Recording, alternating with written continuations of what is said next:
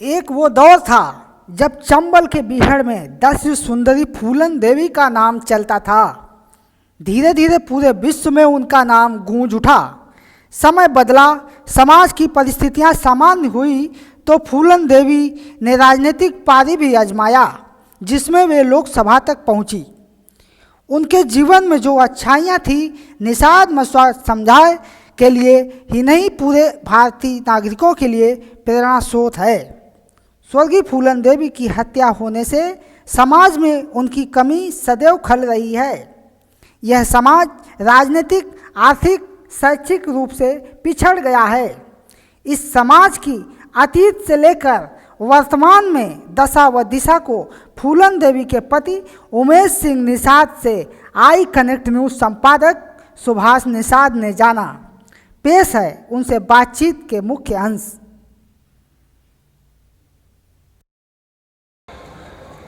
निषाद समुदाय जिसका इतिहास भी है, आज वो किस तरह से कभी आरक्षण के नाम पर गुमराह किया जाता है, तो कहीं उसका सामाजिक आर्थिक विकास भी रुका हुआ है।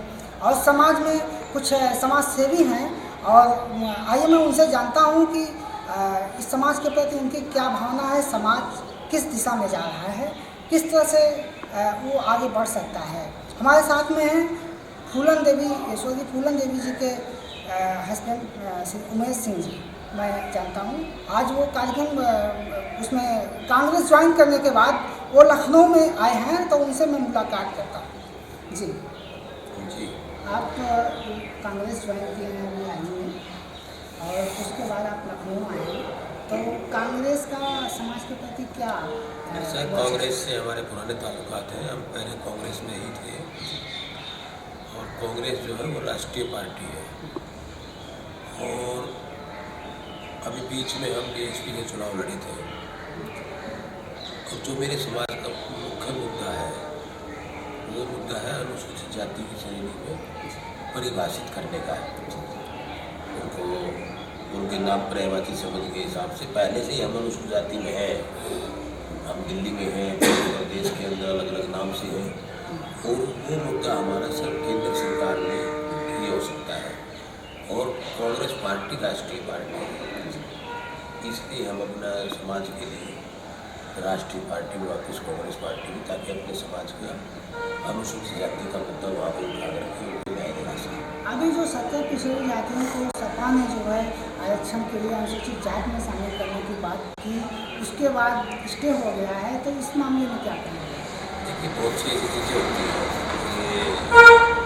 ये स्टे होने के बाद भी वहाँ सेंट्रल गवर्नमेंट विधेयक ला सकती है, वो उसको ठीक कर सकती है, अपना वो पास करे। तो कोर्ट से ऊपर लोकसभा है, तो लोकसभा में वो कर सकते हैं, लेकिन वो करना नहीं चाहते बीजेपी के लोग। अगर मान लो समाजवादी पार्टी ने आज बना करके भेजा है, तो वहाँ पे ये डिक्लेयर किया है, तो केंद्र में अगर कल को कांग्रेस की सरकार आती है और समाजवादी पार्टी मिलकर साथ में रहती है, तो आसान हो जाएगी। तो जो केंद्र सरकार पास करेगी तो पास होगा, उसमें कोर्ट से ऊपर तो केंद्र सरकार है, कोर्ट तो वही कानून लागू करता है जो लोकसभा में पास होता है। फूलन देवी सेना के नाम से आपने एक संगठन भी बनाया है, तो उस संगठन से भी आपने कुछ काम किया, तो समाज का जो विकास पिछड़ गया है, तो उसको आगे लाने के लिए आप क्या मेन काम हो सकता है? देखिए, समाज में काफ़ी जागृति आ चुकी है पहले से, अभी काफ़ी अच्छा जागरूकता उनके अंदर, राजनीतिक जागरूकता धीरे धीरे समय लगता है। फूलन देवी ने काफ़ी मेहनत की और संगठन खड़ा किया एकलव्य सेना, उसको चलाया, दूसरे संगठन भी चले, तो समाज में काफ़ी जागृति आ गई है। पप्पू के साथ भी काम कर रहे हैं ये, तो सब मिलकर के अच्छा काम कर रहे हैं। समाज में काफ़ी जागृति आई है, और राजनीतिक भागीदारी लेने के लिए समाज जागरूक हो चुका है। कई आपके समाज से कई संगठन बने, कई पार्टी भी बनी, और इस विधानसभा चुनाव में भी पड़े हैं बिना किसी तैयारी के। समाज के लिए कुछ उनकी रणनीति सही ढंग से नहीं दिखाई दे रही है। समाज से बात भी किया करती है।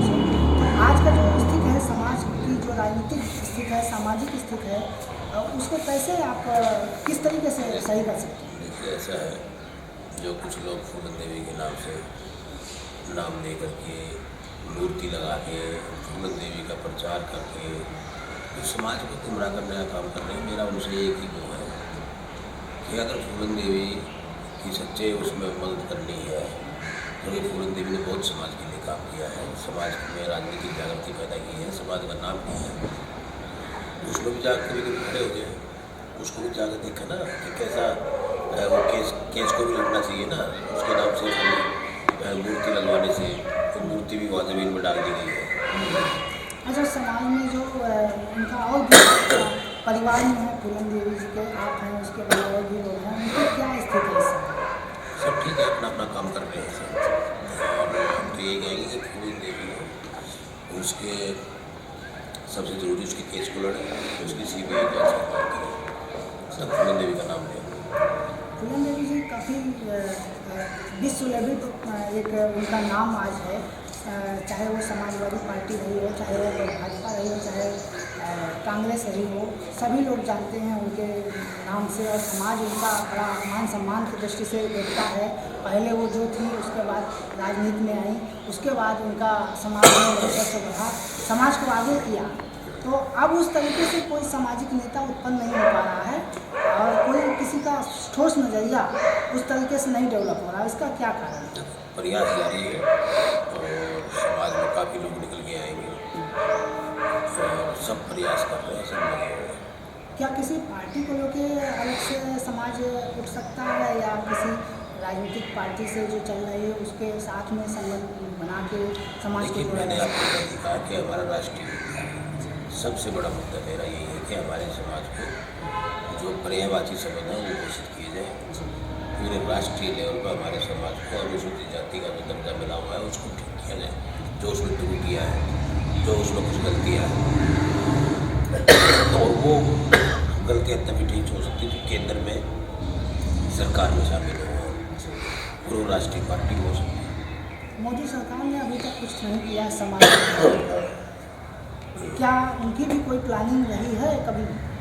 देखिए, वो तो झूठ बोलने वाले लोग हैं, वो झूठ बोलते हैं, समझ बाग दिखाते हैं। इतना बड़ा झूठा राजनीतिक व्यक्ति कोई देखा नहीं हमने आज तक, इतने झूठ वो बोलते हैं। वो और उसके राष्ट्रीय अध्यक्ष वो बहुत झूठे लोग हैं। वो हमारे लिए नहीं, किसी के लिए कुछ नहीं करेंगे, तो देश को बर्बाद कर दिया। नोटबंदी भी क्या सही रहा?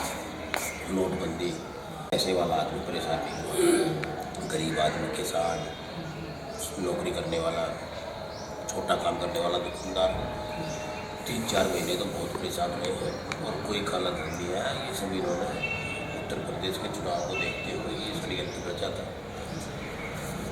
बाकी इससे कोई फर्क नहीं पड़ने वाला है। निषाद समुदाय बहुत प्राचीन समुदाय है, इसकी एक संस्कृत रही है, इतिहास भी रहा है। आज उसका किला भी जो है संपर्क में आया हुआ है, सरंगवेर नामक स्थान पर इलाहाबाद में। उस बारे में इतिहास के बारे में देखिए, इतिहास हमारा बहुत पुराना है। इतिहास सरंगेरपुर से पहले का इतिहास हमारा हरदोई जिला आपने सुना हो, वहाँ भी जो है अल्लाह की सीख रहती है। निषाद महाराज का यहाँ इलाहाबाद में किला है।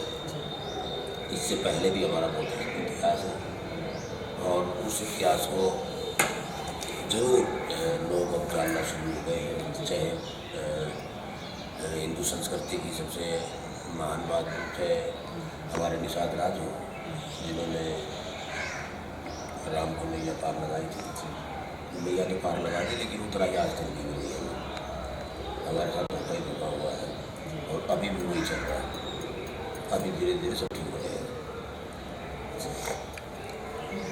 निषाद समुदाय के साथ छल हुआ है और इसको ठीक करने के लिए कोई भी राष्ट्रीय पार्टी भी आगे आ सकती है। कांग्रेस से इन्होंने ज्वाइन करके और उमेश सिंह जी चाहते हैं कि समाज को हम आगे करें, क्योंकि कोई भी क्षेत्रीय पार्टियां समाज के प्रति कभी भी पॉजिटिव नहीं सोचा है, हमेशा नेगेटिव सोचा है। इसलिए कांग्रेस में जाके और समाज को जोड़ के कुछ कर दिखाना चाहते हैं। कैमरामैन राजू सिंह के साथ मैं Subhash Chandra Nishad, I connect news, Lucknow.